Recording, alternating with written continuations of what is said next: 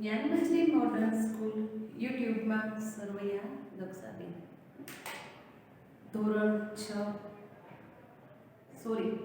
5ની અંદર સૌની આસપાસ. વિદ્યાર્થી મિત્રો, આપણે 15મો પાઠ પૂરા કર્યા પછી 16મો પાઠ સ્વચ્છતા આપણું કામ. સ્વચ્છતા આપણું કામની અંદર આપણે આગલા લેક્ચરમાં વાત કરી હતી કે જે સ્વચ્છતા વિશે આપણે જે કામ કરીએ છીએ તો એની અંદર આપણે મેઇન જે ગાંધીજી હતા, મહાત્મા ગાંધીજી, એ ગાંધીજી અસ્પૃશ્યતા નિવારણ માટેના જે કામો કર્યા હતા એ કામ વિશે અહીંયા આપણે એક સ્વચ્છતાનો નાનો એવો ટોપિક આપ્યો છે. પરંતુ આપણે નાનકડી વાર્તાની અંદર જોયું હતું કે ગાંધીજી હતા, એ ગાંધીજી છે એ દરેક કાર્ય પોતાની જાતે જ કરતા હતા. તો એ જે મહાદેવભાઈ છે, ગાંધીજીના મિત્ર અને મહાદેવભાઈના જે પુત્ર નારાયણભાઈ હતા, એ આપણે નાનકડી વાર્તામાં વાત કરી હતી કે ગાંધીજી અમદાવાદમાં સાબરમતી આશ્રમની અંદર રહેતા અને ત્યારે અનેક મિત્રો એના ત્યાં હતા. દરેક માણસો ત્યાં રહેતા હતા, પરંતુ દરેકે માણસે પોતાના કાર્ય જાતે જ કરવા હતા. ગંદકી હોય તો આખો એ પાઠ છે એ ગંદકી ઉપરનો છે કે ગંદકી અને સાફ સફાઈ, આ સાફ સફાઈ કરનારા માણસો છે કે ગંદકી પોતે ઉપાડીને જે બીજું સ્વચ્છ રાખે છે, તો આવા માણસો વિશે આપણે વાત કરી હતી.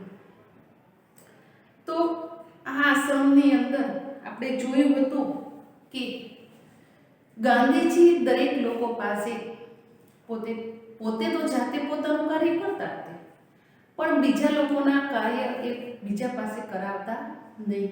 દરેક વ્યક્તિએ, દાખલા તરીકે પહેલાના જમાનામાં મેં વાત કરી હતી ને કે શૌચાલયો, પછી ગટરો, આ દરેક વ્યક્તિએ પોતાની જાતે જ કરવું પડતું હતું. કારણ કે અત્યારના વર્તમાન યુગની અંદર જોઈએ તો શૌચાલયો તો ત્યારે નવી સિસ્ટમના છે, એટલે કઈ માથાકૂટ થતી નથી. પરંતુ એ વખતે તો શૌચાલયની અંદર એક ડોલ અથવા ડબ્બા રાખતા અને એ જ પાછું આપણે ખાકુવામાં ઠલવવા જવું પડતું, એવી વાત હતી. પરંતુ જેમ યુગ બદલાતું જાય, જેમ સમય થતો જાય છે, તેમાં પણ પરિવર્તન આવતું જાય છે. પરંતુ દરેક વ્યક્તિએ એટલું તો સમજવું જ જોઈએ કે આપણે ગમે ત્યાં રહેતા હોય, ગમે તે જગ્યાએ રહેતા હોય, ઘર હોય યા સોસાયટી હોય, શેરી હોય, કાં કોઈ પ્રસંગમાં કોઈના ઘરે ગયા હોય અથવા હોલ હોય કે સભાખંડ હોય, દરેક વસ્તુ જો આપણું જ માનીને આપણે સ્વચ્છતા રાખીએ તો આ ગંદકીનું કોઈ પરિણામ જ રહે નહીં અને કોઈ પ્રશ્ન પણ ઊભા થાય નહીં. પરંતુ આપણે નથી કરી શકતા એટલે જ આ બધા પ્રશ્નો સ્વચ્છતા વિશેના ઊભા થાય છે. અને આ સ્વચ્છતા વિશેના પ્રશ્ન માટે આજે સરકારે કેટલા બધા પગલાં આગળ લીધા છે. પરંતુ આની અંદર સરકારની સાથે સાથે જે વાત આપણે કરીએ છીએ તો એ વાતની સાથે સાથે જે લોકો આ સફાઈ કામદાર કામ કરે છે એ લોકો વિશે આપણે વિચાર કરીએ કે શા માટે એ લોકો આટલું નીચું કામ કરે છે. જો એ લોકો આ કામ સફાઈ સ્વચ્છતાનું કામ ન કરતા હોય તો આજે દરેક માણસે પોતાની જાતે જ બધું કાર્ય કરવું પડે. આજે તમે વિચાર કરો, 8 દિવસ કોઈ નગરપાલિકા છે અથવા કોઈ પણ સિટીના જે માણસો છે એટલું કામ કરે છે, એ માણસો કદાચ રજા ઉપર ઉતરી જાય 8 દિવસ, તમામ માણસો, તો તમે જુઓ ઠેર જગ્યાએ કચરા ઢગલા ભેગા થશે, ઠેર જગ્યાએ ગંદકી ઉદ્ભવશે અને આ ગંદકીની અંદરથી અનેક રોગચાળો ફાટી નીકળશે.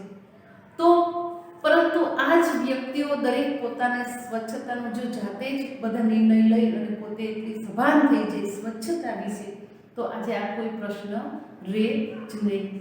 અહીંયા આપણે જુઓ, તમે વિદ્યાર્થી મિત્રો ક્લાસમાં આવો તો તમે બેઠા પેન્સિલના છોડ, કોઈ પણ રબૂકના કાગળ અથવા પેન્સિલના છોલ, પેન્સિલની અન્યો અથવા કોઈ પણ કચરો તમે ગમે ત્યાં નાખી દો છો, બરોબર ને?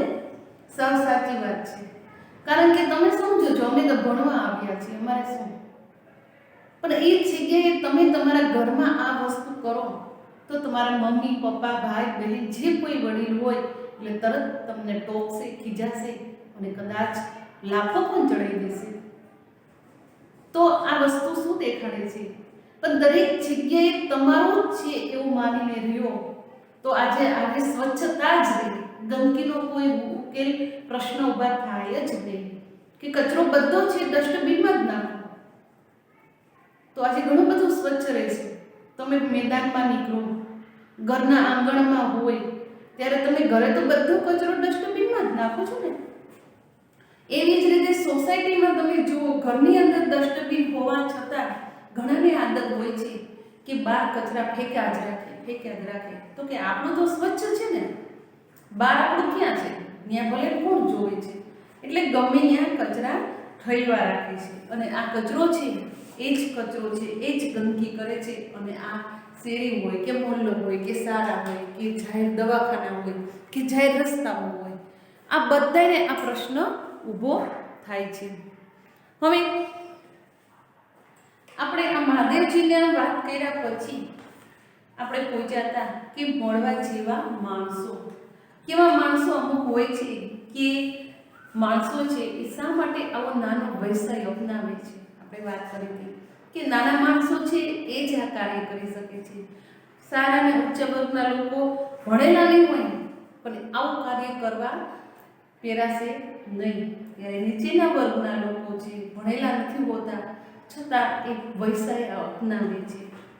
અહીંયા એક નાનો કિસ્સો છે. જો પાના નંબર 152, બધાનું પાઠ્યપુસ્તક ખુલ્લું હોવું જોઈએ અને પાઠ્યપુસ્તકની અંદર બધાનું ધ્યાન હોવું જોઈએ. એ નામ છે જગુભાઈ. જગુભાઈ વ્યવસાયનું ખેતી કરે છે. પોતાનો મુખ્ય ધંધો કયો છે? ખેતી કરે છે. તેઓ અનેક ગુણોનો ભંડાર છે. જો આ જગુભાઈ છે એ મુખ્ય ધંધો એનો ખેતી છે, એનામાં અનેક સંસ્કારો ભર્યા છે. દરેક ગામ ચોખ્ખાઈથી કામ કરે છે. જો એ જે કામ કરે છે એ દરેક કામ ચોખ્ખાઈથી કરે છે, કોઈ ભેટ ઉતારતા નથી અને પોતાના ખંત મહેનતથી કામ કરે છે. ઝીણવટથી અથવા ઝીણવટથી કરે છે. તેમની કામગીરી છે એ દરેકને ગમી જાય તેવી હોય છે. આ જગુભાઈ જે કામ કરે એ કામ બધાને ગમી જાય છે. જગુભાઈ સ્વચ્છતાના ખૂબ જ આગ્રહી હતા. જગુભાઈ હતા એને સ્વચ્છતા વાળું જ કામ ગમતું હતું. દરેક જગ્યાએ ગમે તેટલી વાર લાગે પણ એ જે કામ કરે એ સ્વચ્છતાથી જ કરતા હતા. તેઓ અન્નનો બગાડ ન થવા દેતા હતા. જો અત્યાર સુધી આપણે જે વાત થઈ એ કચરાની અને ગંદકીની વાત થઈ હતી, પરંતુ અહીંયા એક જ એવો ટોપિક છે પાછો સ્વચ્છતાનો, તો કે અન્ન. ખેડૂત લોકો અન્ન ઉગાડે છે, ખેતી કરીને અન્ન ઉગાડે છે. એ અન્નનો અહીંયા એક ટોપિક નવો છે, તો કે અન્નનો બગાડ થવા દેતા નહીં. ગામમાં કોઈ પણ પ્રસંગ હોય, લગ્ન હોય કે કોઈ નાના સંમેલન હોય, મેળાવડા હોય તો તેમની હાજરી ફરજિયાત હોય છે.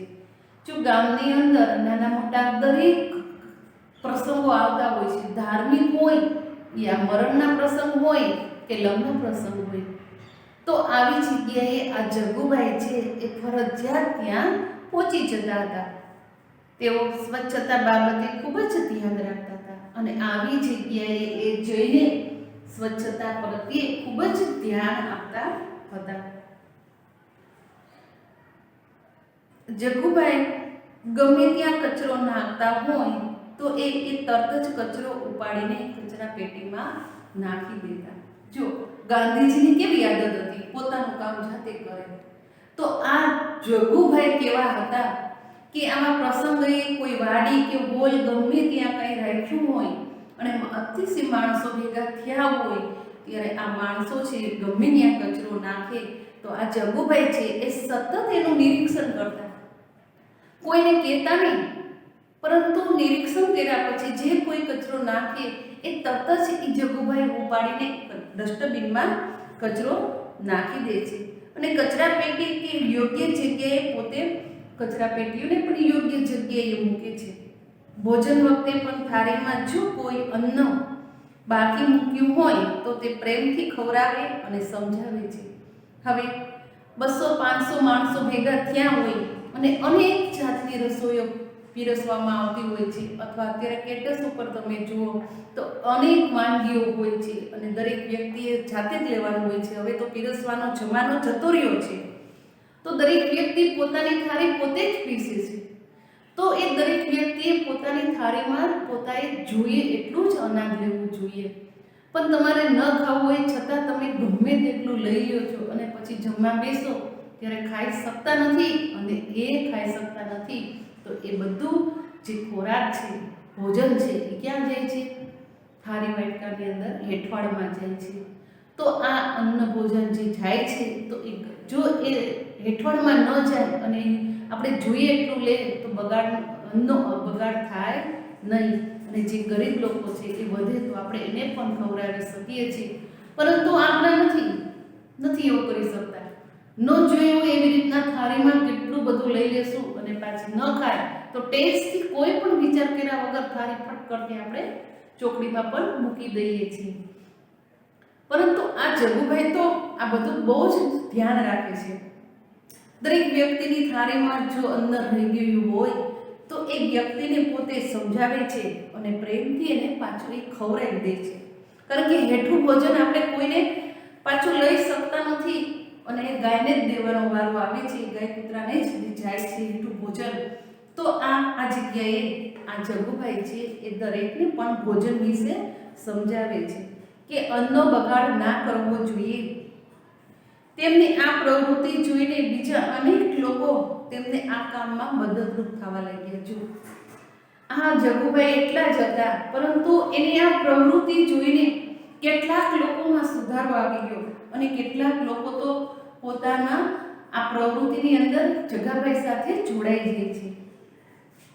ધીમે ધીમે લોકોની આદતોમાં સુધારો આવવા લાગ્યો. સમય જતાં ધીમે ધીમે દરેક લોકો આના વિશે, બગાડ વિશેની માહિતી પ્રાપ્ત થતાં ધીરે ધીરે દરેક લોકો એનામાં સુધારો લાવી દે છે. તેમને કારણે લોકો કચરો યોગ્ય જગ્યાએ જ નાખતા થયા. ધીરે ધીરે દરેક લોકોમાં સમજણ આવી કે જો આ જગુભાઈ આપણે નાખેલો કચરો એ પોતે ઉપાડે છે, કોઈને કંઈ કહેતાય નથી, તો એનામાં પણ એક સમજણ આવી ગઈ કે જો આપણો નાખેલો કચરો જો એ પોતે ઉપાડીને ડસ્ટબિનમાં નાખે છે તો આપણે શા માટે આપણો જ કચરો ન નાખવો જોઈએ? એવી સમજણ એમ દરેક લોકોમાં ધીરે ધીરે આવવા લાગી. આવી રીતના દરેક લોકો પોતાનો કચરો પોતાના ડસ્ટબિનમાં નાખતા થઈ ગયા. અન્નનો બગાડ કરતા બંધ થઈ ગયા. ધીરે ધીરે અન્નનો બગાડ પણ બંધ થવા લાગ્યો. ઘણા કહેતા હતા કે તમે આવું શા માટે કરો છો? કેટલાક લોકો પણ પૂછતા હતા કે તમે આવું બધું શા માટે કરો છો? આવું ના કરાય. ત્યારે અમે પણ કહેતા હતા આ કામ આપણા બધાયનું છે, તેમ નથી કરતા એટલે જ મારે કરવું પડે છે. જો કેટલાક લોકો પૂછતા એને કે હે જગાભાઈ, તમે આવું બધું કામ શા માટે કરો છો? ત્યારે જગાભાઈ છે એ પ્રેમથી કહેતા હતા કે જે લોકો નથી સમજતા અને પોતાનું કાર્ય જાતે નથી કરતા એટલે જ મારે આ કાર્ય કરવું પડે છે. જો વ્યક્તિ પોતાનું કાર્ય જાતે જ કરવા લાગે તો મારે આ કાર્ય કરવાનો વારો આવે નહીં. આ કામ આપણા બધાનું છે. જો બધા સાથે મળીને કરશું તો કાર્ય છે એ ઝડપથી અસ્તિત્વમાં આવી જશે. પરંતુ લોકો પોતાના કાર્ય કરવા માટે તૈયાર થતા નથી. જ્યાં ત્યાં ગંદકી કરવી તે સારી બાબત નથી. જો 3 વસ્તુ આમાં સમજાવી ગઈ. કેટલી 3 વસ્તુ? પહેલા તો અન્નનો બગાડ ન કરવો, પછી બીજી વસ્તુ શું હતી કે ગમે તે કચરો ડસ્ટબિનમાં નાખવો જોઈએ નહીં, ડસ્ટબિનમાં જ નાખવો જોઈએ. અને ત્રીજું હતું કે ગંદકી જ્યાં ત્યાં ગંદકી કરવી જોઈએ નહીં. આમ સ્વચ્છતાની પ્રવૃત્તિથી ગામના બધા જ લોકો આ પ્રવૃત્તિ કરવા લાગ્યા. ધીરે ધીરે ધીરે આ જગાભાઈની જે પ્રવૃત્તિ હતી, જે કામ કરવાની એનામાં અપેક્ષા હતી, એ અપેક્ષા જોઈને ગામના દરેક લોકો ધીરે ધીરે આ જગાભાઈ સાથે જોડાઈ ગયા અને ગામના દરેક લોકો ધીમે ધીમે પોતાના કામ પ્રત્યે સભાનતા લાવવા લાગ્યા અને આ પ્રવૃત્તિ પરમાં જોડાઈ ગયા. આજે જગુભાઈની પ્રવૃત્તિને આજુબાજુના દરેક ગામમાં સમાચાર પહોંચી ગયા અને ધીરે ધીરે આજુબાજુના દરેક ગામડાઓ સ્વચ્છ થવા લાગ્યા. અને આ જગુભાઈની વાર્તાઓ પરથી આપણને એવું લાગે છે કે જો એકાદ ગામડાની અંદર આવા 2-3 માણસો આવા સારા રહેતા હોય તો 50 ગામો જે 50 ઘર હોય એવા ગામની અંદર તો 50 માંથી આવા 2-3 માણસો જો આવા ગામડામાં રહેતા હોય તો દરેક ગામડું આજે સ્વચ્છતાથી જ સભર થયેલું દેખાય છે. તો આ ઉપરથી આપણને એમ લાગે છે કે વ્યક્તિએ દરેકે પોતાની સ્વચ્છતા પ્રત્યેની લાગણી અનુભવવી અને પોતે પોતાના કાર્ય જાતે જ કરવા જોઈએ એવું આ પાઠ દ્વારા આપણને શીખવે છે. આ ઉપરાંત જગુભાઈ જે કહેવા માંગે છે, જે પોતાના વચનો છે, પોતાના દ્રષ્ટાંતો છે, એ આપણે અહીંયા નીચે પ્રમાણે છે. જુઓ, શું તમારા ગામમાં જગુભાઈ જેવા કોઈ માણસ છે? તપાસ કરો અને તેમના વિશે માહિતી ભેગી કરીને જગુભાઈ પાસેથી આપણે શું શીખવા જેવું છે? આપણે પ્રશ્ન પૂછ્યો કે જગુભાઈ છે એવા ગામડાની અંદર જગુભાઈ જેવા કેટલા માણસો છે અને જે માણસો છે એ માણસોની આપણે માહિતી એકઠી કરવાની છે અને માહિતી એકઠી કરીને એના વિશે આપણે કંઈક એની પાસે જે કંઈ નવીન છે એ આપણે શીખવાનું છે. સારાના વિદ્યાર્થી જોડે આ સારા માણસોની આપણે ચર્ચા કરવાની છે. જો ગામડાની અંદર 3 થી 4 માણસ સારા છે તો આ સારા માણસો છે તો એ માણસોની આપણે વિદ્યાર્થી સાથે આપણે એટલે કે આપણે મિત્રો અને શિક્ષકો જે કહીએ એની વચ્ચે ચર્ચા કરવાની છે. દાખલા તરીકે જો સ્કૂલની અંદર 10મા ધોરણમાં ભણતા 10 વિદ્યાર્થીઓ સારા હોય અને 30 વિદ્યાર્થીઓ ઓલા હોય, પણ જો એ 10 વિદ્યાર્થી છે તો એ 10 વિદ્યાર્થી આખી સ્કૂલનું સભ્યતા અભિયાન ઉઠાવી લે તો એમાંથી ધીરે ધીરે આ 800 વિદ્યાર્થી છે એ પણ એનું જોઈને શીખવા લાગે.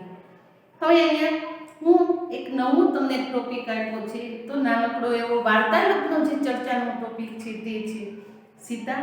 હું સીતા છું, આ ગીતા છે, આ રાજુ છે અને 5મા ધોરણમાં ભણે છે. જો તમારા મિત્ર વર્તુળનો જે નાનકડો કિસ્સો છે કે તમારા ઉંમરને લાયક, તો કે તમે જો 5મા ધોરણમાં ભણો છો ને એટલે તમારી જેવો જ કંઈ કિસ્સો આપ્યો છે અને આ ત્રણેય છે સીતા, ગીતા અને રાજુ, એ ત્રણેય 5મા ધોરણમાં ભણે છે.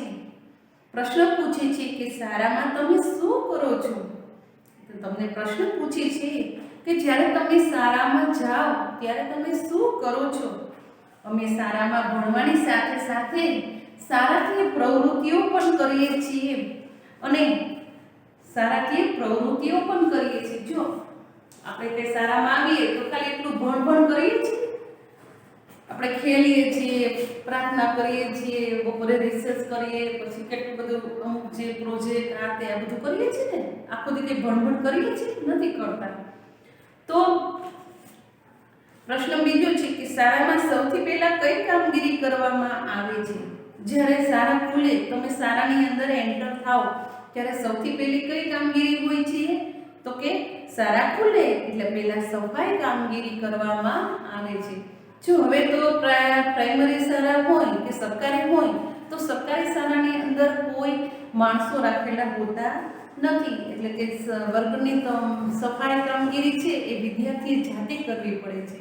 પણ ખાનગી અને પ્રાઇવેટ સ્કૂલની અંદર તો પ્યુન રાખેલા હોય છે અને માણસો પણ રાખેલા હોય છે, એટલે દરેક વિદ્યાર્થીએ આ કામ કરવાનું આવતું નથી. પરંતુ આ બધું કામ છે એ પ્યુન અને પટ્ટાવાળા કરતા હોય છે. તો સરકારી સ્કૂલની અંદર હજી તમે જાઓ તો પહેલાં તો મેદાન સાફ કરવાનું, ઓફિસો, ક્લાસ છે, આ બધું સાફ સફાઈ કરવી પડે છે. વર્ગની, મેદાનની અને શૌચાલયની સફાઈ કરવાની હોય છે. જો મેં કીધું ને કે ગામડામાં સરકારી સ્કૂલો હજી છે અને હજી એ પણ સફાઈ કામગીરી વિદ્યાર્થીએ જાતે કરવાની હોય છે. પ્રશ્ન ફરીવાર પૂછ્યો કે આ સફાઈ કોણ કરે છે? જો આ સફાઈ કોણ કરે છે? એક દરેક દિવસે માટે વિદ્યાર્થીની એક ટુકડી નક્કી કરેલી હોય છે. જો રોજે રોજ એક જ વ્યક્તિએ આ સફાઈ કરવાની હોતી નથી, કારણ કે ઘણા બધા વિદ્યાર્થીઓ છે. દાખલા તરીકે 200 વિદ્યાર્થી છે તો 200 વિદ્યાર્થીનો છે રોજે રોજની ટુકડી પાડવામાં આવે છે. એક ટુકડીની અંદર 8 વિદ્યાર્થી અથવા 7 વિદ્યાર્થી અથવા તો 300 માણસ છે, 300 વિદ્યાર્થી હોય આપણી સ્કૂલની અંદર, તો દરેક વિદ્યાર્થીની 10-10 ની ટીમ બને અને 10-10 ટીમને વારા ફરતી આજે આ 10નો વારો, કાલે આ 10નો વારો ટુકડી બનાવવામાં આવે છે અને આ ટુકડીએ દરેક સફાઈ કામગીરી કરવાની હોય છે. અને સાથે પણ એના જવાબદારી કોઈ શિક્ષક પણ મૂકવામાં આવે છે કે એ જવાબદારી શિક્ષક પોતે લે છે. તમારે આ કામગીરી રોજ કરવાની થાય છે? નવો પ્રશ્ન. તમારે જે આ કામગીરી છે એ રોજ કરવાની થાય છે? ગીતા બોલી ના ના, અમારી શાળામાં સફાઈ માટે તો કામદાર રોકેલા છે, પરંતુ તે અઠવાડિયામાં 2-3 દિવસ આવે છે, એટલે જે દિવસે તે ના આવે તે દિવસે અમે બધા ભેગા મળીને સફાઈ કરી લઈએ છીએ. ગામડાની અંદર છે સફાઈ કામદાર તો હોય જ છે, પરંતુ અઠવાડિયે 1-2 વાર આવતા હોય છે. અને જો એ કામદાર ન આવતા હોય, ગેરહાજર હોય, ત્યારે આ લોકો જે ટુકડી વાઇઝ જે પાડ્યું હોય તો એ સફાઈ કામદાર ટુકડી વાઇઝ ભેગા મળીને કરી લે છે. પ્રશ્ન શું આ કામ કરવું તમને ગમે છે? રાજુ બોલ્યો સફાઈ કરવાનું ન ગમે. સફાઈ થઈ ગયા પછી વાતાવરણ સ્વચ્છ થાય છે અને શાળામાં ભણવાનું ગમે છે ત્યારે જ તેનો ઉપયોગ કરવાનો છે. એટલે શાળા ગંદી રાખવી યોગ્ય નથી. શાળાને સ્વચ્છ રાખી એ અમારી ફરજ છે. શું કહે છે કે જે શાળાની અંદર અમે પ્રવેશીએ છીએ એ જ શાળા છે, એ શાળા છે એની અંદર અમે પ્રવેશીએ છીએ તો એ ગંદકી હોવાથી, ગંદકીને લીધે એની અંદર અમને બેસવું ગમતું નથી. એટલે અમે પહેલા છે એ ગંદકી સાફ કરીને, સાફ સફાઈ કરીને પછી એ શાળામાં અમે ભણવા બેસીએ છીએ. આ કામ કરવાથી તમને કોઈ ફાયદો થાય છે ખરો? જો પ્રશ્ન પૂછો કે તમે જે આ કામ કરો છો શાળાની અંદર જઈને, તો તમને કોઈ પ્રશ્ન ઊભો થાય છે, કોઈ ફાયદો થાય છે? હવે જવાબમાં શું બોલે છે? સીતા કહે છે હા, પહેલા તો અમને કચરો વાળતા અને મોટા સાવરણાથી વાળતા, પાટલીઓને ટેબલ સાફ કરતા, પાણીથી સફાઈ વગેરે કામ કરતા આવડતા ન હતા, પરંતુ મોટા વિદ્યાર્થીઓને તે કરતા જોઈ અમે પણ શીખી ગયા અને હવે અમે ઘરે પણ મમ્મીને સફાઈ કામદારમાં મદદરૂપ થઈએ છીએ. જો સીતા શું કહે છે કે અમને પહેલા કોઈ કામ આવડતું ન હતું, પરંતુ મોટા મોટા સાવરણાથી અમે મોટો કચરો વાળતા હતા, પાટલીઓ અને ટેબલ સાફ કરતા હતા, પરંતુ ધીરે ધીરે પાણીની જે સફાઈ હતી, ધોવાનું, પાણી છાંટવાનું, પાણી પાવાનું ઝાડવાને, પરંતુ આ બધું અમને આવડતું ન હતું. પરંતુ ધીરે ધીરે આ મોટા વિદ્યાર્થીને જોઈને અમે પણ આ બધું શીખી ગયા અને ધીરે ધીરે અમે પણ આ કામ સ્કૂલ અને શાળા ઉપરાંત ઘરમાં પણ અમારા મમ્મી પપ્પાને કરાવવા લાગ્યા છે. તો આ સફાઈ કામદાર પરથી આપણને જે શાળાને સ્વચ્છ રાખે છે એ આ વિદ્યાર્થીઓની વાત હતી. હવે આપણે સમય પૂરો થવાને લીધે હવે પછીના લેક્ચરમાં આવશું ત્યારે આપણે આ પાઠ છે એ ફરીવાર અહીંથી શરૂઆત કરશું. અસ્તુ.